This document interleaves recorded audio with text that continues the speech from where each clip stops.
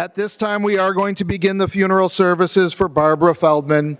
If you have a cell phone or a pager, I would ask for you to please take a moment to turn it off or place it in the silent mode. And officiating today's services will be Rabbi Sharon Morton.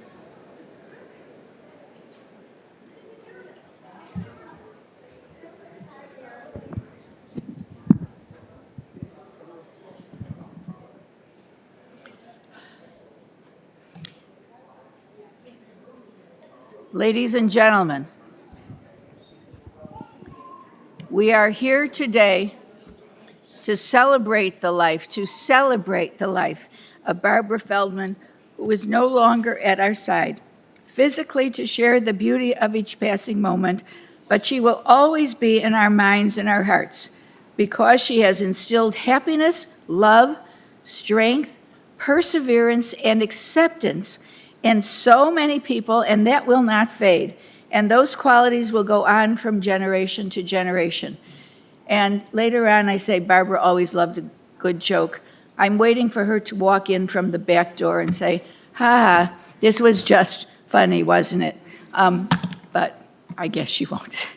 I am the rabbi for this service, but I must tell you that I'm not just her rabbi.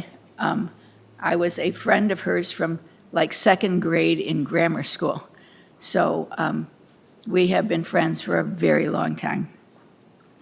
I want to extend my deepest condolences to the family, to Jason, Staci, Ethan, Trevor, Aaron, Emily, Sarah, Anya, and Lena, to Reesa, Joe, Sarah, and Emily, to Mindy and Samantha, to Julie, Francis, and Katie, to Lori, John, Sean, and Brian, to Marcia Grusin, Barbara's late sister, but I must tell you she was never late a day in her life, and Rick and his late wife Ann, and Sam and Sarah. And of course, we all know that Barbara's life was so incredibly enriched by her long and amazing relationship to Abby Ceppos, her angel. And finally, to so many special friends, like Abby's work people, and who we heard so much about and how wonderful you all are, and all of you who are here today to honor this family and to honor Barbara. As we grieve our loss, we also acknowledge our gratitude. We're grateful for Barbara's life. We're grateful for her love, which has been all-encompassing, and we're grateful for her legacy, which will endure with us forever. Zichrono Livracha. We recognize that her life was indeed a blessing to all of us. Now, there is a story that I sometimes tell, I just want you all to know, that supposedly, I have no idea if this is true, but I've heard from many people that they recognize it, that after a person dies, they kind of hang around for a week or so. And they kind of look at the people that they love, and they want to make sure that they're okay. So I pray for all of you that you will miss her, but you will also recognize the joy and the strength that she gave to you, and you will remember her with joy and with pleasure. And I know that she would be wanting us desperately to have a good, healthy, fulfilling, wonderful life. And now, this is the most difficult funeral I've ever done, because I'm her friend, also because I have so many things to say about her. I have 13 pages.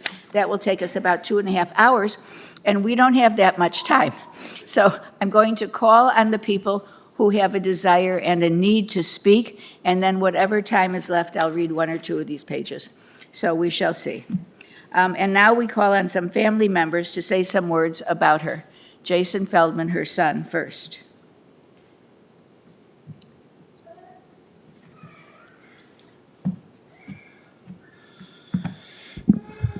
Hello, everybody. Well, what can I say about Barbara Feldman? Well, to start, she was an incredible mother who loved her kids more than life itself. She was a trendsetter who taught me, and really everybody she knew, to be their authentic self and to be loud and proud about it. She was truly one of a kind who lived life on her terms and in her way, and was unapologetic if you didn't like it. She was funny, really funny. She had the best sense of humor, and we laughed all the time about everything. We also had so many silly little private jokes that only her and I knew about and only we would laugh about. But I've been told that I'm going to carry on her laugh, and I couldn't be happier about that. Our house was usually the hangout spot because she made everyone feel comfortable and accepted everyone for who they are without judgment. Plus, she went out a lot, so we had the house to ourselves and could party. And we did party. Some of you here can testify to that. But Barbara Feldman knew how to party as well. She loved entertaining. There were always people coming and going at all hours of the night. We're not going to get into that. She loved the Cubs. And she passed that on to me, and I passed it on to two of my sons. One it didn't take. And I can't even tell you how happy I am that they finally won the World Series before she passed. And I'm hoping now that she's up there with Rhino's help, we're going to do it again this year. Barbara can make that happen, I'm pretty sure. But more than anything, what I really want to say is that she taught me that love is what's most important and to always follow your heart. She was always there for me and encouraged me to follow my dreams and get out there and see the world, which I did. Mom, I love you so much and will miss you every day. I will try my best to carry on your spirit and live life to the fullest every day. Fare you well, fare you well. I love you more than words can tell. Listen to the river, sing sweet songs to rock your soul. Go Cubs, go.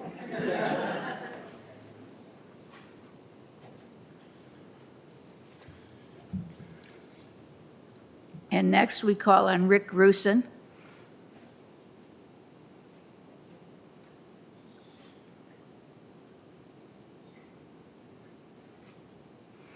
This is Barbara's beloved uncle. Nephew. Nephew.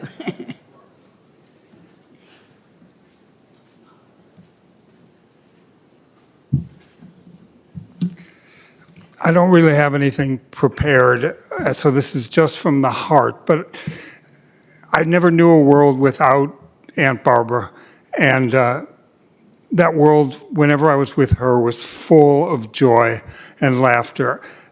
I've been thinking back and talking to my sisters, and none of us can ever remember really a cross word with her. With our mother, yes, but with Barb, we just never fought about anything. As many of you know, she was as irreverent as they came. I realized when I walked in, I forgot a yarmulke, but Barb would say, you know, screw it. I mean, those things don't matter to her. It's really what's inside.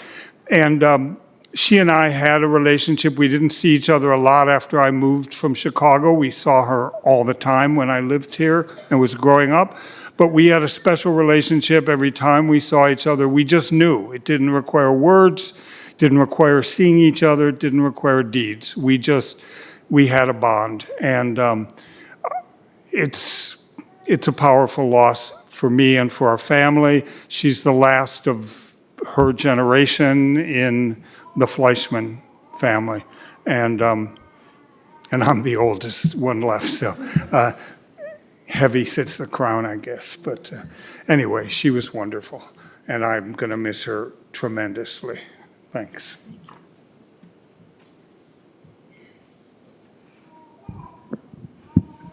And the next person is Gail Seltzer, a dear friend for many, many years.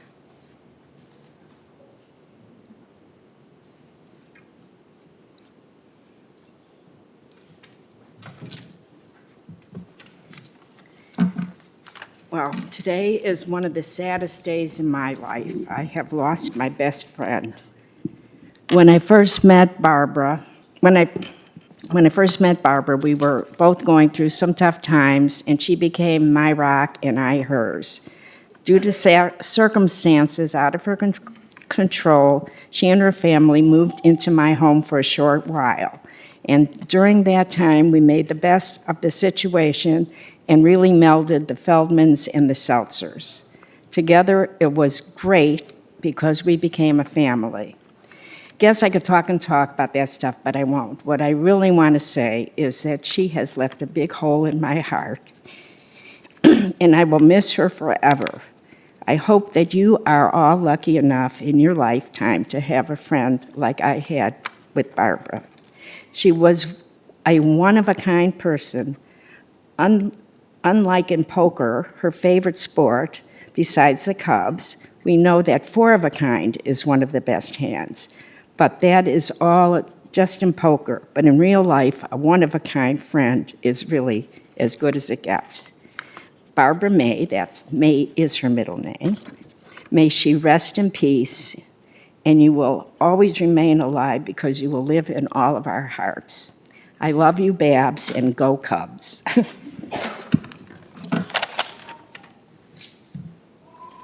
And now we call on Bonnie Rowitz, who has also been a friend for many, many years. But you're young still.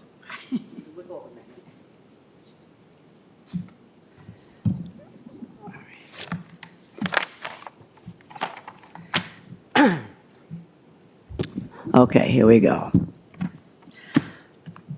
Nice looking crowd out here, very nice. My name is Bonnie, and I have been friends with Mrs. Feldman for about 36 years. I met Mrs. Feldman through her partner, Abby. Abby and I met in 1974 while we were in college in New York. Okay, enough about me. So what can I say about you, Barb? You, Abby, and my Barbara Lake, shared so many years of traveling, gambling, eating, gambling, seeing shows, gambling, going to concerts, and, oh, did I mention, gambling. Most people don't know this about Barb, but she absolutely loved going to the Michigan house, sitting in the backyard while enjoying nature. Oh, wait, sorry, that's Abby. Mrs. Feldman was one of the toughest people I ever met, but that was only on the outside. On the inside, she was a very sensitive and caring woman and always there to listen and to offer advice. She was not afraid to say what was on her mind, regardless of what others thought. She had incredible lifelong friends who stayed by her side through thick and thin. And so today we are here to celebrate the wonderful and exciting life that Barb led. Her life was not always easy, but when she met Abby 36 years ago, that changed.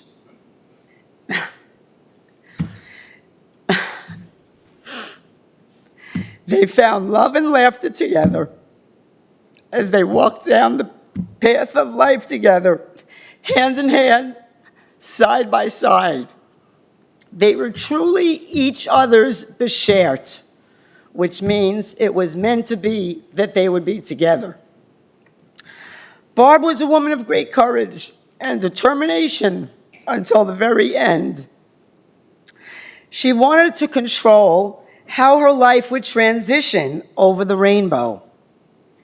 And we all understood that this was going to be her last bit of control on this part of her journey.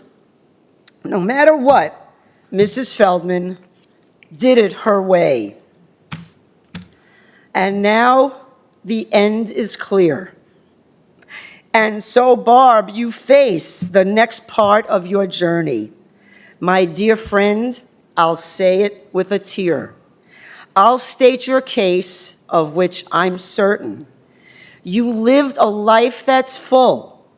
You traveled each and every highway, and more, much more than this. Mrs. Feldman, you did it your way. Regrets, you've had a few, but then again, too few to mention. You did what you had to do, and saw it through without exemption. You planned each charted course, each careful step along the byway, and more, much more than this, Barb, you did it your way. Yes, there were times I'm sure you knew that you bit off more than you can chew. But through it all, when there was doubt, you ate it up and you spit it out. You faced it all and you stood tall. And Mrs. Feldman, you did it your way. You loved, you laughed, and cried. You had your fill, your share of losing. And now, as tears subside, I find it all so amusing to think you did all that. And may I say, oh no, not in a shy way. Oh no, not you, Barb. You did it your way. This incredible woman who shared it all, with your family and friends by your side, you proudly stood tall to say the things you truly felt and not the words of one who knelt. The record shows you took the blows. And Barbara, you did it your way. Yes, Barbara Feldman, you did it your way. Barb, you will forever be missed and loved and live on in the hearts of every life you touched. I can honestly say that I'm a better person today for having the honor of being able to call you my dear friend for 36 years. And my parting words to you are, go get him, champ, at the World Series of Poker final table in the sky. I love you. That's beautiful. Thank you. I'm going to leave this here for Abby.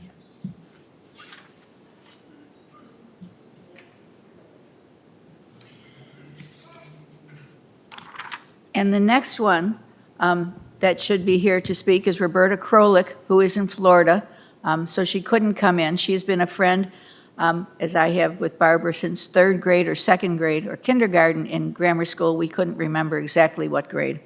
But she did write something, and this is what Roberta said. Barbara and I grew up directly across the alley from each other. We met in 1946 when she purposely knocked over my tricycle and I ran crying to my mother. I was 4 and Barb was 6. She was 6. She was tough even then, and honestly, I was so scared of her. And as my brother recently said, we were all scared of Barbara Feldman. Years passed, and by 8th grade, we were in the same class, and somehow we became sisters forever. We were together every single day throughout 8th grade and high school. Barbara's parents were rarely home, but my house was something like out of the Donna Reed show. Barbara had always been a part of her family. One night, when she forgot her apartment key, she simply slept over, no questions asked. She was the ultimate tomboy. I, on the other hand, was scared of everything. She was great at sports. I wasn't. What we did best during those teen years was laugh. Barbara knew how to laugh better than most people I know. Have spats and cry our eyes out at sad movies. An affair to remember was the one that did us in. We sobbed through the whole thing. We loved the Hollywood roller rink. Barbara was such a good skater. Our nicknames back then were Foxy and Bubbles. We were always on the move, walking to Mitch's for hot dogs, Cooper and Cooper for fries, Lady Days at Wrigley Field, Montrose Beach, or over to our girlfriends' houses. Our little crew was Sharon Silberman Morton, Marlene Brody, Cookie Boffman, Barbara, and me. Roberta Anders, often hitching rides from the end of the bus line. At that time, we didn't care you hitched rides. That was just acceptable.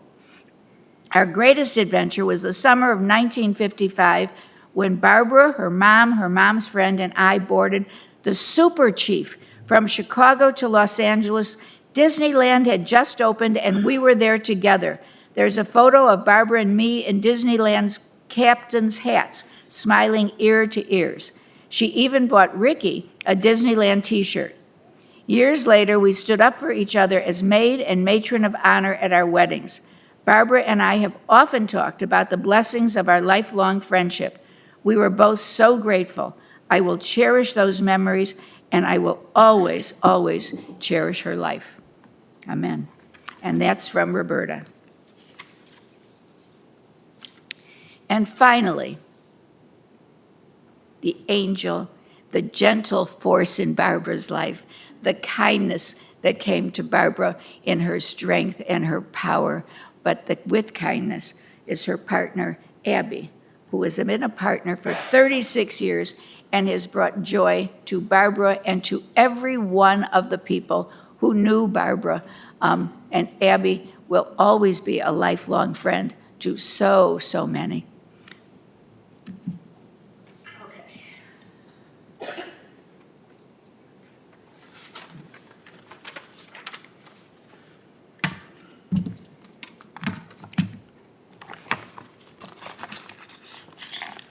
I just have a few words to say.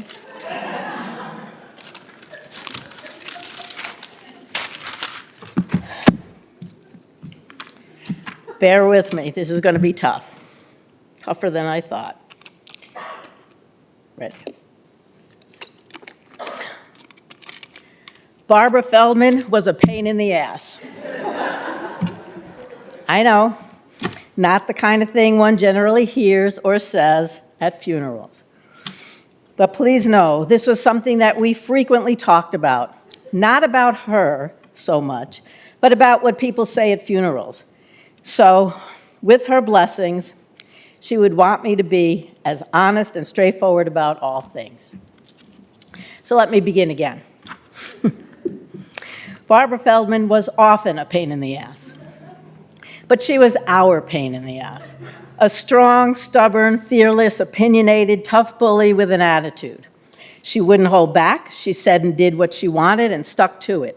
So you can imagine what our 36 years together could have been like. She was the yang to my yin. She was the out to my in.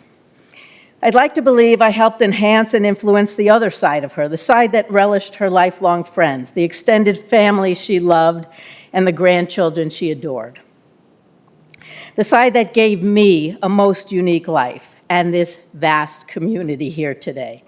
Because in my mind, Mrs. Feldman made the best of all worlds. She built friendships that lasted a lifetime. She married and raised children. She gambled and played poker long before the world discovered Texas Hold'em, and she was gay, out and proud, way before it was cool. Not so much me. And with all of that, you might wonder, as I often did and still do, how on earth did we ever get together and make this work for 36 years, 2 months, 1 week, and 6 days? She was the party girl, I was the party pooper. She was the wild one, I was the goody two-shoes. But so it goes. She was as black and white as you'd imagine. She knew what she wanted, she knew who she was, and she didn't care what anyone else thought. Well, sometimes I could slow the roll a bit. Like the time, and this is true, she wanted to adopt a tsunami baby. Honest. Or after Scotty, the dog, left us in '96, she hounded me about getting another dog, promising to walk it. I'm still laughing at that. Or after the last batch of our cats crossed over and we said goodbye to Shona and Tova, she started a new campaign to rescue another cat or two. But we have to take their mom too. So now we have Rizzo and Javi and their mom Mia in honor of the Cubs World Series that year. In her own way, she taught me life lessons I will cherish forever. She always said, I never want to be sorry for something I didn't do. And that one stopped me in my tracks. Think about that. She always, she liked being spontaneous. She never wore a watch, but was always on time. On a side note, I own literally 24 watches, literally, and never have enough time to do it all. She always insisted on keeping the doors unlocked, hoping people would just stop by. As a New Yorker, that one took a huge leap of faith for me to adopt. Early on, she took me to a Patti LaBelle concert in Oakland, California. Besides a few gay boys in the front, we certainly stood out in that crowd. But it didn't matter to Barb. This is where she wanted to be. And she had more medical mysteries than anyone I ever met. Staying by her side, it forced me to face doctors and hospitals in a new light, especially lately. Barb and I left notes for each other almost every day, and those who know me know that I've saved them all and will use them someday to write the book I promised. And most of all, we shared laughter every day. I would periodically remind her that every day is an anniversary. And by my calculations, we had 13,232 fabulous anniversaries. That is something I will forever celebrate.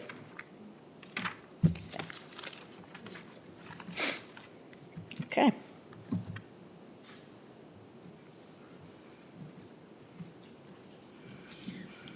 Barb recently shared that she wanted me to share that she was so proud of her kids and her grandkids and of Jason and his family.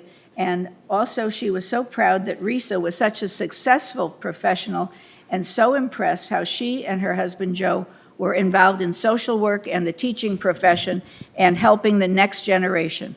She was very proud, too, of her granddaughters, Sarah and Emily, and their dedication to their professions and their many kindnesses to their family. And Barbara's great niece, Samantha, kind of summed up how Barbara loves. She asked me to read this note to all of you. She said, "I'd like to say that Aunt Barbara was real and genuine, grounded and true to herself in a way that made me feel comfortable and warm around her. This is not a quality all people have. I simply enjoyed being around her. She made me feel loved, and I loved her very much." And if Barbara were here to talk to us, what would she say? What would she sing? And then I have written this song that says, "And now my end is near." But you just heard Bonnie say that, so we won't do that again. But the end says, "The record shows I took the blows and did it my way." And that was Barbara's life. We've learned that she was filled with warmth and love and inclusion. She was also very strong and very honest. I heard sometimes that people were afraid of her, and obviously we've heard that several times already. But she always made friends easily. She was so good at drawing people out. She loved to talk and listen to her, and she enjoyed everything. What I would like you to do, because we don't have very much time here, I would like you each to take a quiet moment and think of one thing that you really remember about Barbara. What was one thing she said about you? What was one thing she taught you? What was one thing that you experienced with her, good, bad, or indifferent? And then, if you come to the Shiva this afternoon, please share those with the family. Because Shiva is not about a party, we all know. Shiva is about talking about the person that we loved and cared about. It's about talking about Barbara. It's about making the family feel comfortable. It's about doing things that relate to the reason that you came to this funeral today. And so think for one moment about your relationship with Barbara. And if you didn't know her, be sure at the Shiva to talk to someone else who did.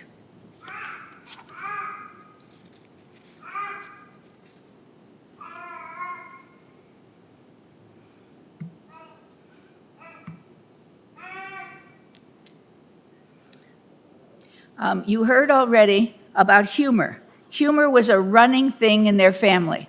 For example, there was one time when the kids were young that they went to the beach, and Barbara's mother, I think it was, took her portable radio, and she had a cord for it, and she stuck it in the sand. And the kids said, "How did you do that?" And she said, "Well, there's electric current under the sand.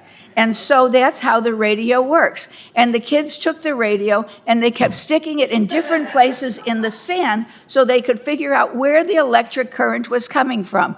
And that's how Barbara grew up, with those kinds of stories. She also, everything she did was about fun. So there was another time, and I must tell you, I've got 13 pages here, and I have to shorten them all into 7 minutes. So I'm going to skip a lot, and I might be quiet for a minute or two. One thing I wrote, what did she value? It was Gail's cooking. So don't forget about that. She was from the first modern family. And someone said yesterday that she should have had a TV show. Because, for example, in their family, when Abby cooked the turkey, the oven door fell off. They could have talked about that for a very long time if they were on television. And everybody was laughing yesterday. I have done many funerals. It was only when I did Marcia's funeral, Barbara's sister, that during the funeral and during the Shiva and during the dedication, the family sat and told stories and laughed the entire time. Because humor, God willing, we should all have that in our lives, is the ability to laugh at our own troubles and our own sadnesses and our own goodness. And they certainly had that.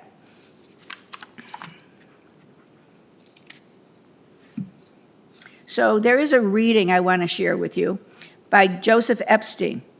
He said, "We don't choose to be born. Not most of us choose to die, or the times or conditions of our death. But within all this realm of choicelessness, we do choose how we shall live, courageously or in cowardice, honorably or dishonorably, with purpose or adrift. We decide what is important and what is trivial. What makes each of us significant is what we do or what we refuse to do. We decide and we choose, and that's what gives definition to our lives." Barbara gave strong definition to her life. She had the ability to choose and to do exactly the right thing.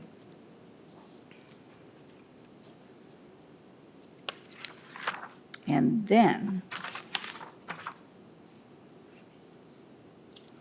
I have one more poem that I want you all to remember. It's called The Dash, written by Linda Ellis. I read of a man who stood to speak at the funeral of a friend. He read to the names of the dates on the tombstone from the beginning to the end. He noted that the first one was the date of birth and the following date with tears, but he said what mattered most was the dash between those years. For that dash represents all the time that we spend on earth. And now, those who loved us know what that time, that little dash, is worth. For it does not matter how much we own, the cars, the house, the cash. What matters is how we live and love and how we spend our dash. So think hard about this, long and hard. Are there those things you'd like to change? For you never know how much time is left and what can still be rearranged. To be less quick to anger, to show appreciation more, to love the people in our lives like we've never loved before. If we treat each other with respect and more often wear a smile, remembering that this special dash might only last a little while.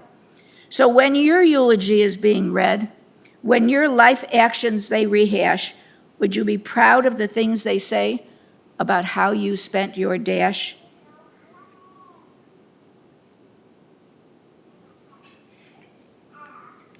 And now it's time to begin to close this service and move on to the cemetery. And so there are two prayers that we say all the time. And if you'll please rise, I will say the first one, and then the congregation will say the second one together. And they are listed on your program. The Kaddish is there. So the first one says, "O God, full of compassion, eternal spirit of the universe, grant perfect rest under the wings of your divine presence to our loved one, Barbara Feldman, who has entered eternity. Master of mercy, let her find refuge forever in the shadow of your wings, and let her soul be bound up, please, in the bond of eternal life, and may she rest in peace." And now we say Kaddish. In particular, we generally say it at the cemetery at the end of the service, but we say it here just in case there are some people who can't go to the cemetery. It's also in the pamphlet you received, and if you know it, then please say it with me. We say, Yit Gadal v'Yit Kadash Shemei Rabbah, Ba'alma Divrach Hirutei v'Yamlich Malchutei, B'chayechon uv'yomechon uv'chayei Dekol Beit Yisrael, Ba'agala uv'izman Kariv v'Yamru, Amen. Yehei Shmei Rabbah Mevarach Le'olam Ulalmei Olmaya. Yitbarach v'yishtabach v'yitpa'ar v'yitromam. V'yitnaseh v'yithadar v'yitaleh v'yitalal shemei d'kudsha brichu. Le'ilah min kol birchata v'shirata. Tushvachata v'nechamata. Da'amiran b'alma v'yimru amen. Yehei shlama rabba min shmaya v'chayim aleinu v'al kol Yisrael v'yimru amen. Oseh shalom b'mromav, hu ya'aseh shalom aleinu v'al kol Yisrael v'yimru amen. I want you to know that there is nothing in here about death. This whole thing is about the greatness of God and about how we can rely on that. And it ends by saying, make peace amongst all of us here in Israel and in the world. Amen. And now,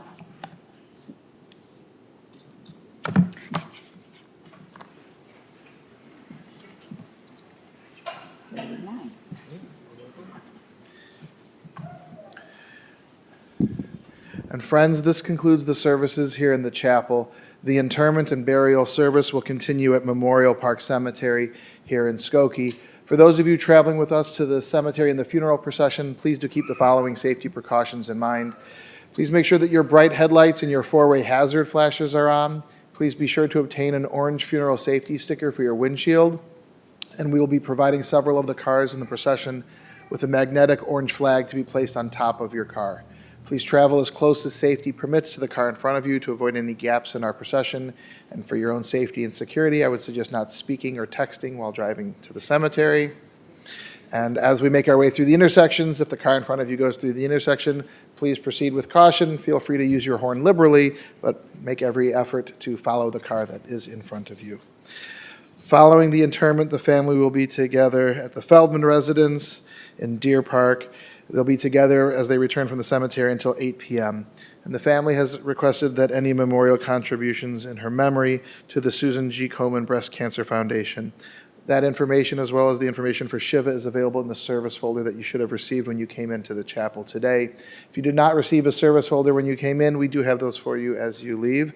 And for those of you joining us online, the information regarding Shiva and memorial contributions is available on our website. At this time, I would ask for everyone to please rise and stand in place. For the family members that have been asked to serve as pallbearers, if you'll come forward and stand to the right of the casket as we escort the family, the rabbi, and the casket from the chapel.